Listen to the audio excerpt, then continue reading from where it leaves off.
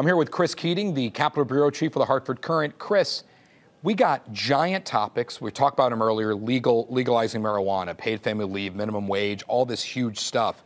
But does it feel like that could be almost too much heavy lifting for some of these lawmakers and maybe even the governor to handle this year? It is possible. I mean, if the Republicans start filibustering on things, I mean, there's only a certain amount of time in the calendar, basically June 5th, June 6th. It's against the clock. Correct. You're literally running up against the clock, and you have a lot of gigantic issues and a lot of things that people want to do.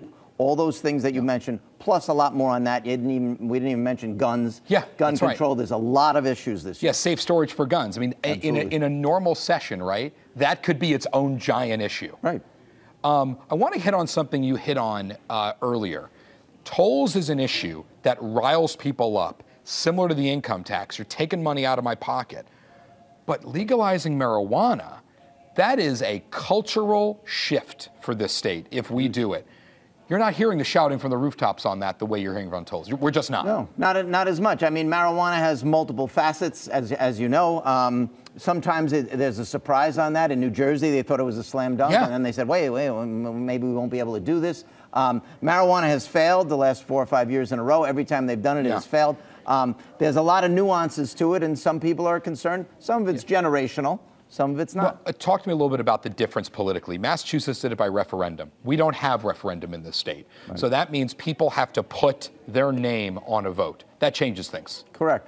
And there's even some Democrats who are against it for a variety of reasons, sometimes health reasons. Some people think it's not going to raise that much money. So there's a whole laundry list of reasons to be against it. Yeah. And basically, the pot bill in the end will be one bill with all those elements in one bill. And my final question for you, you've covered a lot of budget battles. You've covered the good ones and the bad ones. There have been more bad ones recently.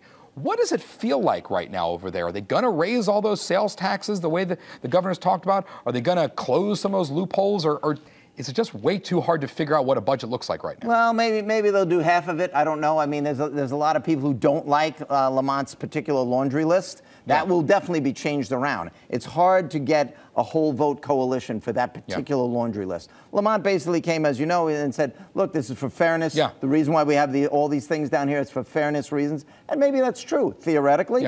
But politically, you need the votes to get it done. Got it. Chris Keating, Hartford Courant Capitol Bureau Chief, thank you so much. Join us 10 a.m. NBC Connecticut for Face the Facts with Max Reiss every Sunday. Thanks for checking out Face the Facts with Max Reiss on YouTube. If you want more politics in your feed, be sure to subscribe to the channel and hit that bell to be notified whenever there's a new video.